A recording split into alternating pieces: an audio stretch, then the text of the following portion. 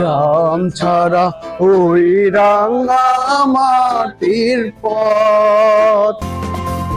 Viewers, এটা হচ্ছে মূল ঝর্ণায় প্রবেশ করার প্রবেশদ্বার। এতদূর পথ এসে মনে হচ্ছে মাত্র অর্ধেক পথ এসেছি, আরো অনেক পথ চলা বাকি। মিশন খৈয়াছড়ি, এই পুরো খারাপ পাহাড়টা বেয়ে উঠতে হবে।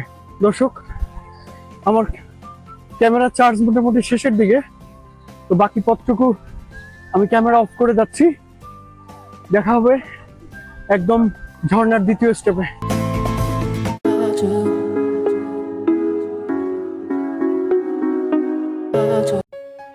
দর্শক, এটি হচ্ছে খৈয়াছড়া ঝর্ণায় যাওয়ার প্রধান রাস্তা, যেটি ঢাকা চট্টগ্রাম মহাসড়ক থেকে বিভক্ত হয়ে গেছে।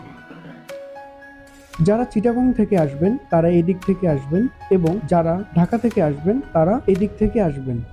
আপনি যেদিক থেকেই আসুন না কেন, সরাসরি মিরসরাই বাস স্ট্যান্ডে নেমে সেখান থেকে সিএনজি অথবা রিকশায় মাত্র 10 টাকা দিয়ে আপনি এই স্পটে চলে আসতে পারবেন। এখান থেকে চাইলে আপনি আপনার প্রয়োজনীয় কিছু জিনিস যেমন অ্যাংলেট, মোবাইল কভার অথবা খাদ্য সামগ্রী কিনে নিতে পারেন। এখান থেকে ঠিক 50 গজ সামনে এগোলেই আপনি পেয়ে যাবেন একটি সিএনজি স্টেশন। জনপ্রতি মাত্র 20 টাকা ভাড়া দিয়ে একটি সিএনজিতে মোট 5 জন করে খৈয়াছড়া ঝর্ণার দিকে যাওয়া যায়।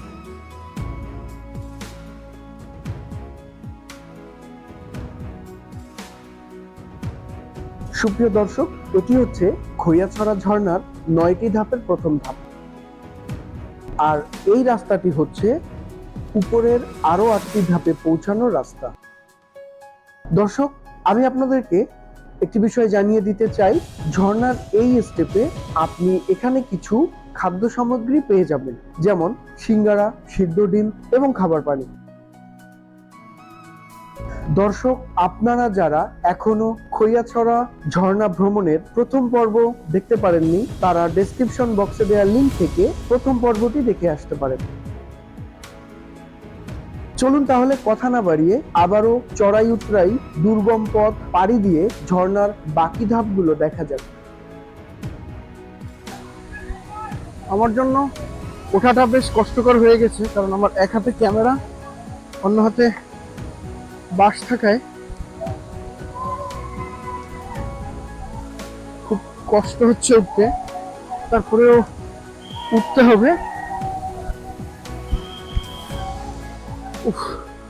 অনেকটাই পথ চলে আসছি। দর্শক দেখেন, এই যে পথটা, এই যে ভাইয়েরা উঠতেছে, এই পথটা উঠে আসছি। আর এটা হচ্ছে ঝর্ণার নিচের অংশটা। আমাকে আরো উপরে উঠতে হবে। আমার সাথে আরো দুজন ভাই আছেন, ওনারা বেশ উপরে উঠে গেছে।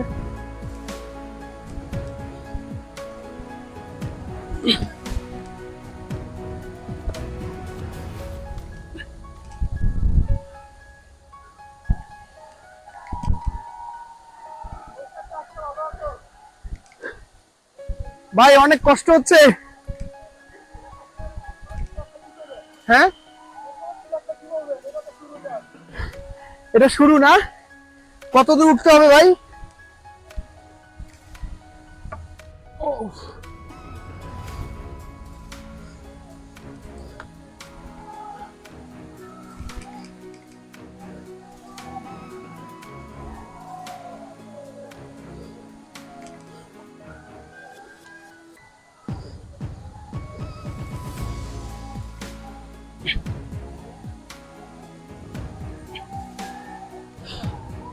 উপরে ওঠাটা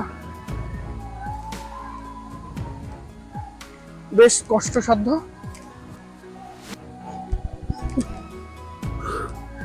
ও আল্লাহ,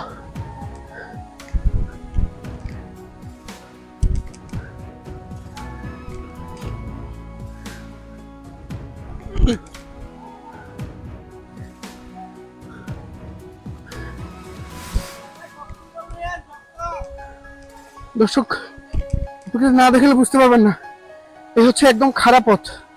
এই যে দেখেন ভাইরা এই রাস্তাটা দিয়ে উঠে আসছে।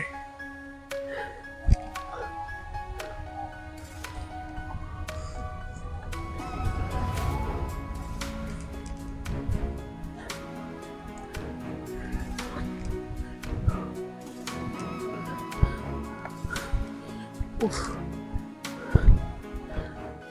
আসলে অ্যাডভেঞ্চার নিতে হলে কতটা কষ্ট করতে হয় এটা আপনারা যারা অ্যাডভেঞ্চারে আসেন না তারা বুঝতে পারবেন না। উফ, মোটামুটি এই পুরো পুরো খারাপ পাহাড়টা বেয়ে উঠতে হবে। অবশ্য কিছু লোক এখানে আগে থেকে উঠে আছেন, অবশ্য উপরে গেলে দেখতে পারবো। তো যেহেতু দর্শক আমার ক্যামেরা চার্জ মোটামুটি শেষের দিকে, তো বাকি পথটুকু আমি ক্যামেরা অফ করে যাচ্ছি। দেখা হবে একদম ঝর্ণার দ্বিতীয় স্টেপে। আল্লাহ হাফেজ। পাহাড়ি পথ ভেঙে উপরে ওঠার পর এরকম দৃশ্য দেখার পরে আপনার সব কষ্ট নিমেষেই ম্লান হয়ে যাবে। সেই সাথে মহান আল্লাহ রাব্বুল আলামিনের শুকরিয়ায় মস্তক অবনত হয়ে আসবে। কি অপরূপ সৃষ্টি তার। দর্শক আমার মেইন ক্যামেরার চার্জ শেষ হয়ে যাওয়ায় আমি অন্য আরেকটা ক্যামেরা দিয়ে রেকর্ড করছি। এই ক্যামেরার কোয়ালিটি অতটা ভালো না, তারপরেও চেষ্টা করছি আপনাদেরকে দেখানোর জন্য। চলুন বাকি পথটুকু যাওয়া যাক। এখনও অনেক পথ পাড়ি দিতে হবে। আমি এখন যাচ্ছি মূলত তৃতীয় ঝর্ণা দেখার জন্য। এই পথটা সবথেকে কষ্টকর হবে মনে হয়, কারণ একেবারেই খারাপ পাহাড় এটি। ভাই সাবধানে আসেন।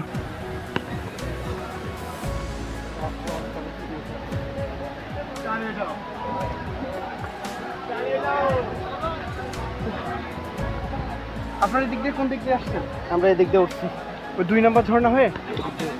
ও আপনারা কোন দিকে উঠছিলেন? আমি তো ওই যে সোজা ওইটা দিয়ে আসতেছিলাম।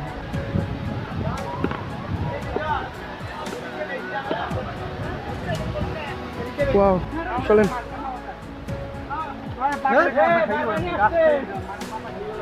আমাদেরকে কি পাহাড়ি পাহাড়ি মনে হচ্ছে না আজকে? এটা জঙ্গলি জঙ্গলি ভাব আছে।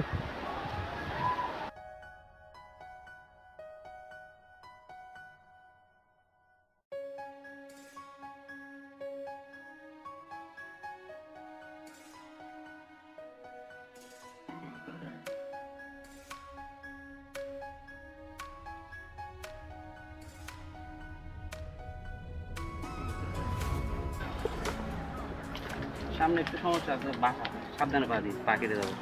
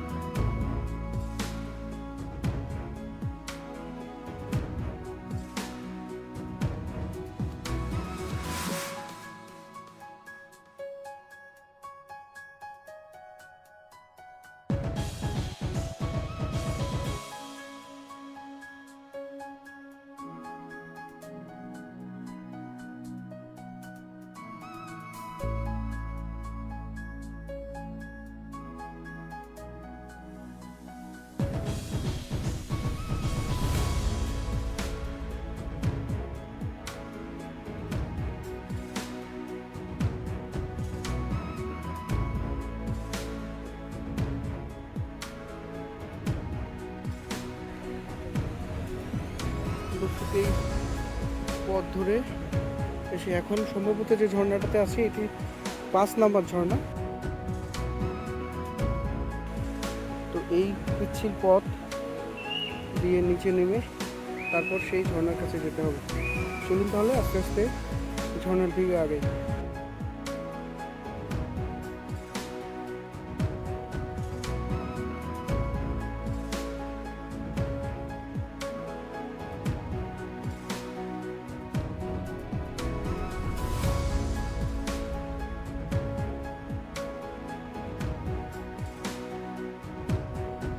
দর্শক, আমি এখন যে ঝর্ণাটায় দাঁড়িয়ে আছি এটি হচ্ছে খৈয়াছড়ি ঝর্ণার 5 নং স্টেপ।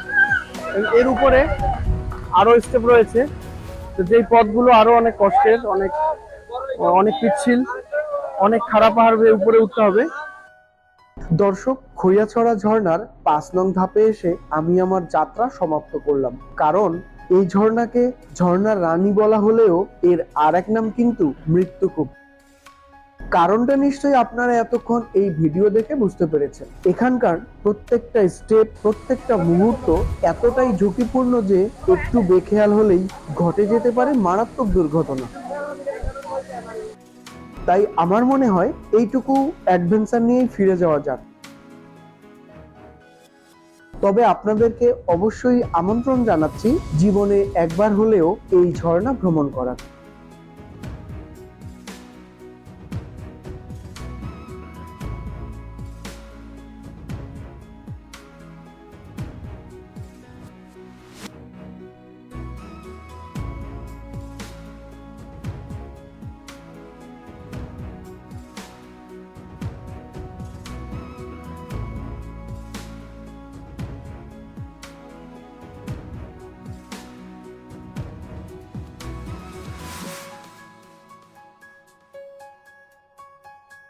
খৈয়াছড়া ঝর্ণার দ্বিতীয় পর্ব আজকে এখানেই শেষ করছি।